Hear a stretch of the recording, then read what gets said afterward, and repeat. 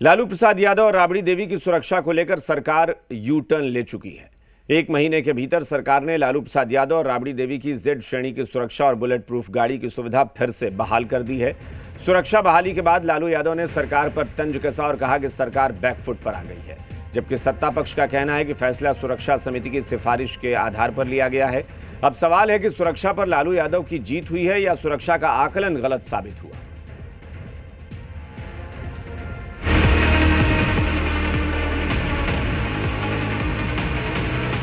लालू प्रसाद यादव और राबड़ी देवी की सुरक्षा पर बिहार सरकार ने यू टर्न ले लिया है।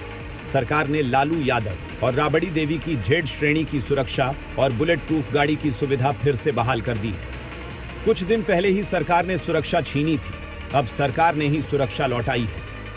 सुरक्षा को लेकर सरकार के इस रिवर्स गियर पर लालू यादव ने अपने अंदाज में घेरा।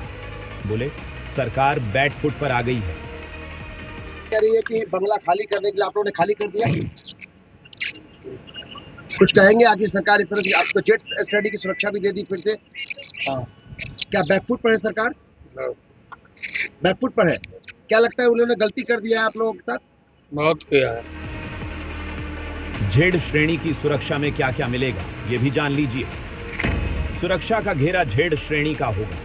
22 सुरक्षा कर्मी, 24 घंटे पीएसओ, एस्कॉर्ट गाड़ी मिलेगी। बुलेट प्रूफ गाड़ी की भी सुविधा दोबारा बहाल कर दी गई है। दरअसल बंगला विवाद के दौरान सुरक्षा समीक्षा के बाद सरकार ने लालू यादव और राबड़ी की सुरक्षा घटा दी थी, जिसके बाद लालू प्रसाद यादव और राबड़ी देवी ने सुरक्षा वापस लौटा दी थी, लेकिन कुछ दिनों बाद ही सुरक्षा बहाली हुई है। सरकार के मंत्री दावा कर रहे हैं कि सुरक्षा समिति की समीक्षा रिपोर्ट के आधार पर सुरक्षा लौटाई गई है। जो सुरक्षा समिति ये समीक्षा करती है कि किस वीआईपी को कितने सुरक्षा की आवश्यकता है, और सुरक्षा समिति के समीक्षा के उपरांत ही उसके जांच प्रतिवेदन पर यह फैसला लिया जाता है कि किनके सुरक्षा को बढ़ाने की आवश्यकता है या किनके सुरक्षा को कम करने की आवश्यकता है। पिछले महीने 4 जून सुरक्षा में कटौती की गई थी और 1 महीने के अंदर 3 जुलाई को सुरक्षा बहाल कर दी गई। सवाल है कि क्या सरकार सच में बैकफुट पर आ गई है? लालू यादव की जीत या सिस्टम का फैसला? सरकार झुकी या खतरे का आकलन बदला? लालू यादव की सुरक्षा पर सरकार क्यों पलटी?